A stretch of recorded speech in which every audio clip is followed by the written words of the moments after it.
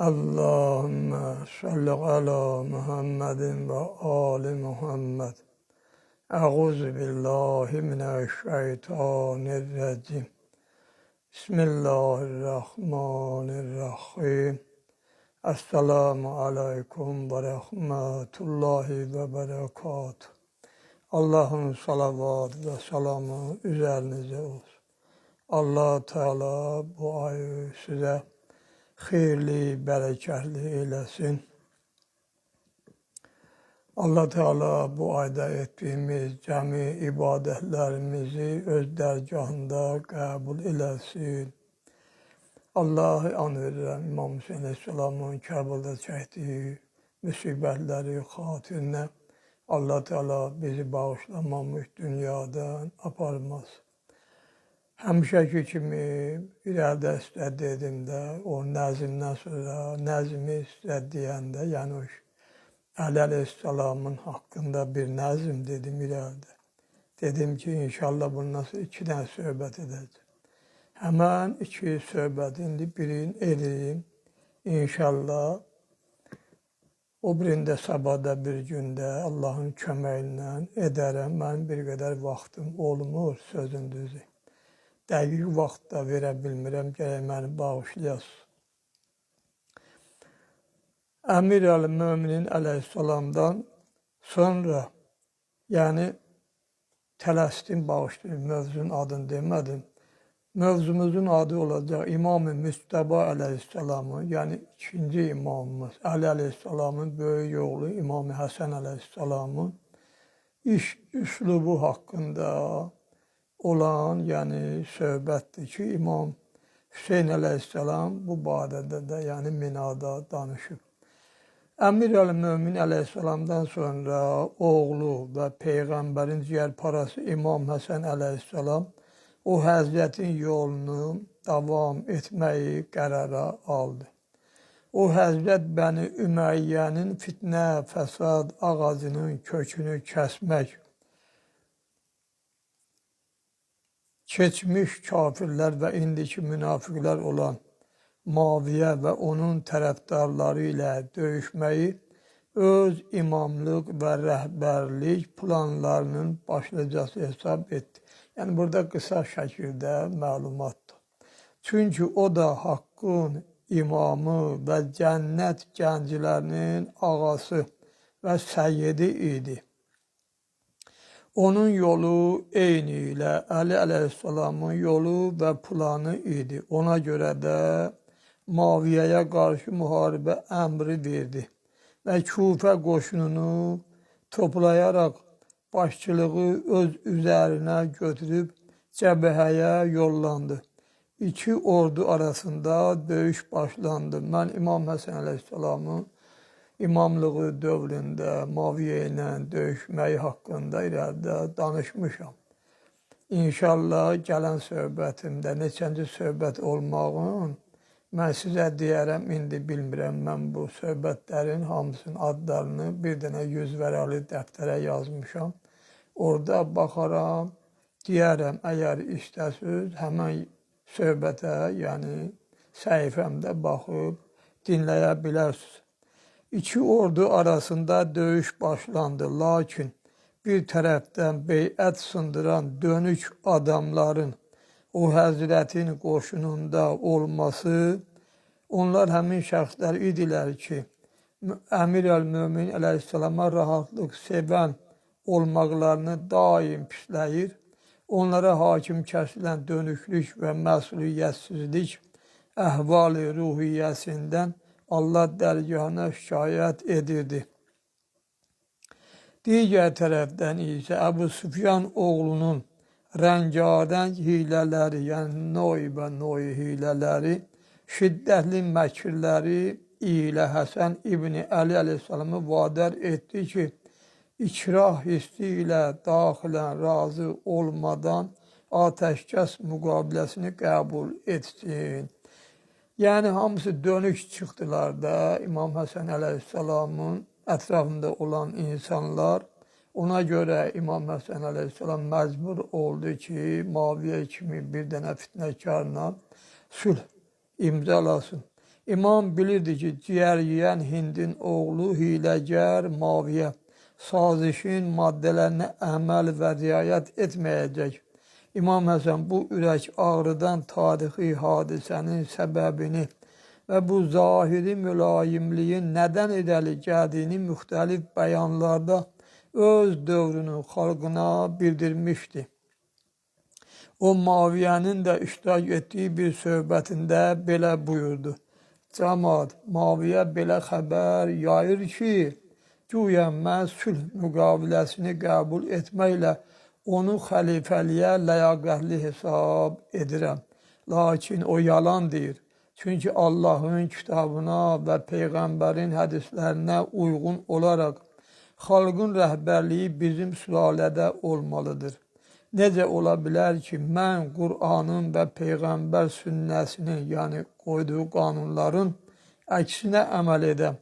And olsun Allaha, əgər xalq bizimlə bağladıqları beyət əhdlərinə vəfalı və sadiq olsaydilər, əgər əmrimizə itaət edərək bizə kömək etsəydilər, Allah yerin göyün bərəkətini onlara nazil edərdi. Yəni vəzifə bizim əlimizdə olardı və mən Maviyə kimlərlə sülh etməzdim.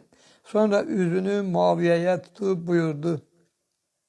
Siz də müsəlmanlara hakimiyyət etməyə və səltənətə təmas sala bilməzdiniz.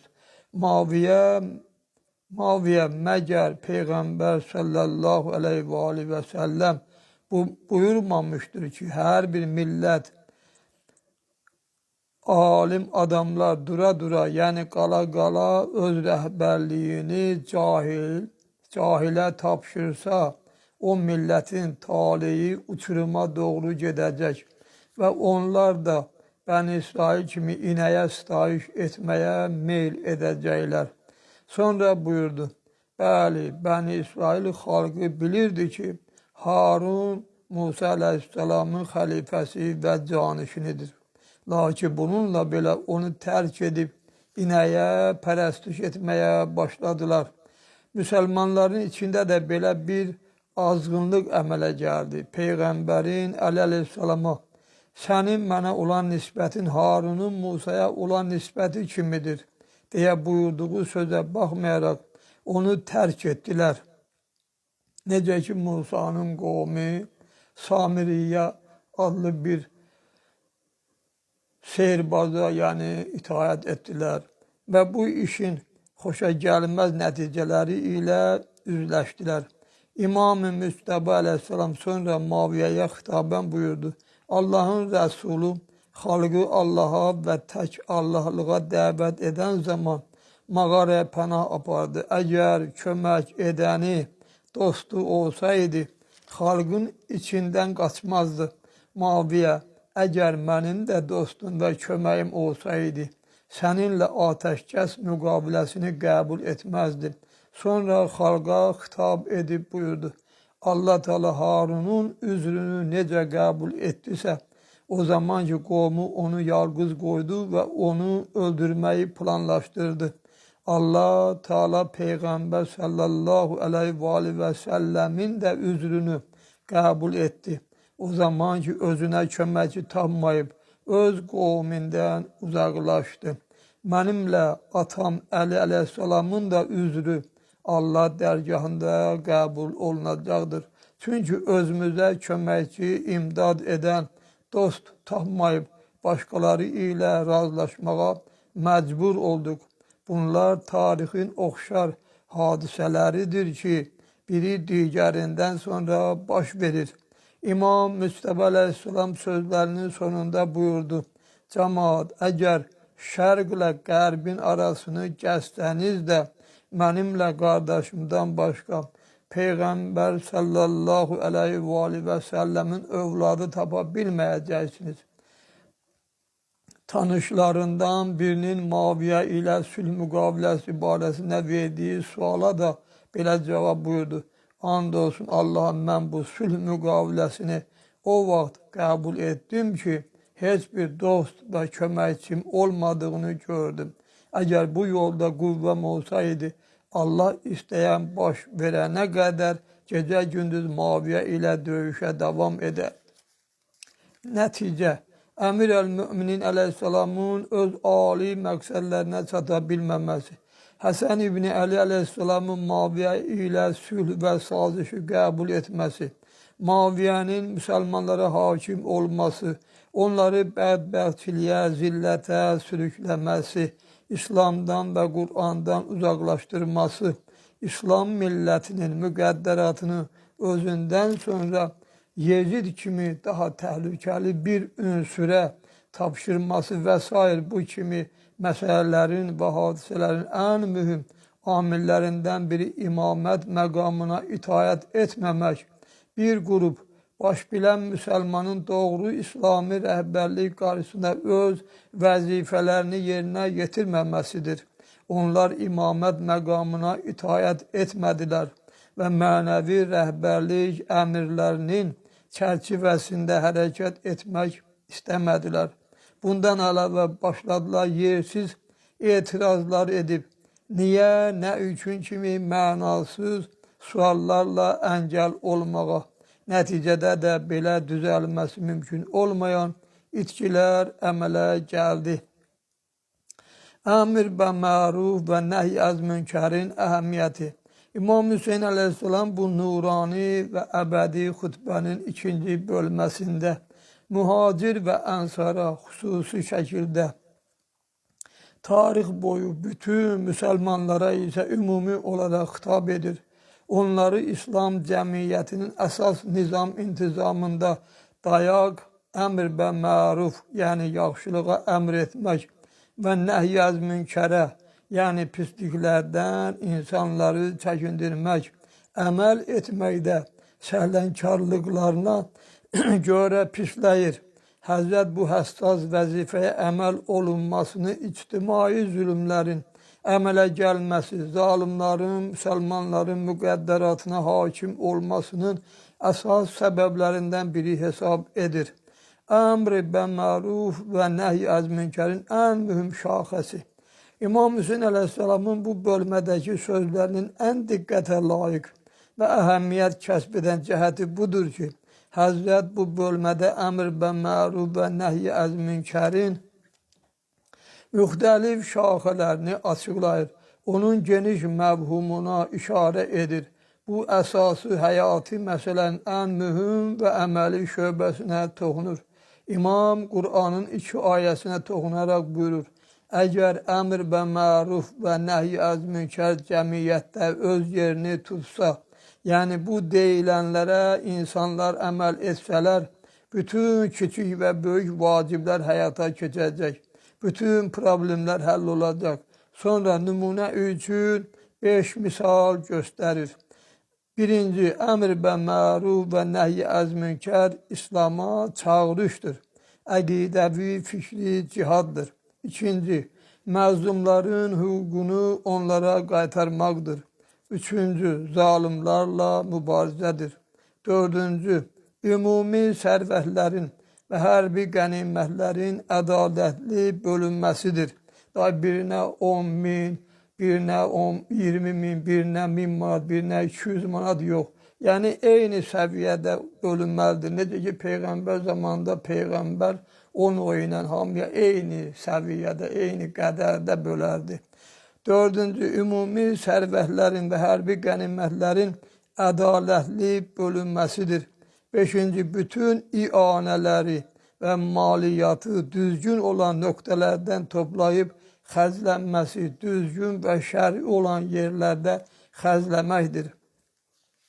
Bu da aydındır ki, əmr və məruf və nəhy əz münkəri belə geniş şəkildə işlətmək, zalimlarla mübarizə, hüquqları qaytarmaq, zülmün və fəsadın kəsilməsi, cəmiyyətdə ədalətin və bərabərliyin bərpası, fərdi şəkildə yaxud dil vasitəsilə əmr və məruf etməkdə mümkün deyil. Buna görə də böyük şiə fəqihləri cihadı bütün əhəmiyyəti və əzəməti ilə, bütün hökmləri və şaxələri ilə əmr və məruf və nəhy əz münkərin bir hissəsi hesab edirlər. Həzrət Səyyid-i Şühədanın ziyarətnaməsindəki Şəhadət verirəm ki, həqiqətən sən namazı bərpa etdin, zəkatı verdin, Allahın xoşu gələnə əmr, Allahın xoşuna gəlməyəndən çəkindirdin. Cümləsi də bu mənanı anladır. Məlum olur ki, o Həzrətin qiyamı və cihadı, Yezid, yəni hökuməti qarşısında etdiyi cihad, ilahi vəzifələrin yerinə yetirilməsi, namazın bərpa edilməsi, zəkatın ödənilməsi, əmr-i bə-məruf və nəhy-i əz-münkərin həyata keçməsi üçündür. Söhbəti burada dayandırıram. Allah Teala bu ayda etdiyimiz cəmi ibadətlərimizi İmam Hüseyin əleyhissalama xatir qəbul eləsin. Cümləmizi qiyamətin günündə İmam Hüseyin əleyhissalamın mübarək surətini görməyi bizlərə nəsib eləsin. İndi isə Allah amanında olun. Vəssalamu aleykum və rəhmətullahi və bərəkatuhu. İnşallah bundan sonra da bir dənə İmam Hüseyin əleyhissalamın minada etdiyi xutbədən söhbət edəcəm. Ondan sonra irəlidə sizə demişəm də Kərbəla hadisəsinin ikinci, yəni bölməsi, ikinci tərəfi, yəni günortadan sonra baş verən hadisələr, İmam Hüseyin əleyhissalamın Əhl-i Beytinin əsli gedməsi və sair söhbətlər olunacaq.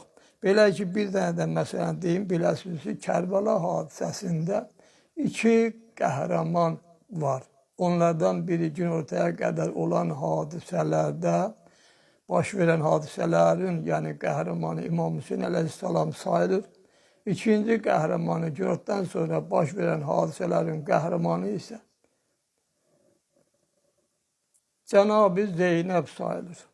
İnşallah onları dediyim kimi Allah hamımıza ömür versin inşallah. Və etdiyimiz ibadətləri yenə deyirəm. Allah öz dərgahında qəbul eləsin. Tədricən sizin nəzərinizə hamımıza çatdıracağım. Amma hamımızdan xahiş edirəm. Söhbətləri ardıcıl olunan dinləyin ki, dəqiqliyi ilə ətraflı məlumatınız olsun. Birinə baxsınız, birinə baxmazsınız, bəlkə də siz üçün heç maraqlı olmayacaq. Amma ardıcıl baxsınız, çox əla başa düşərsiniz, ətraflı başa düşərsiniz. Özünüzə də ləzzət verər, elminiz də olar bu sahədə inşallah. Əssalamu aleykum və rəhmətullahi və bərəkatuhu.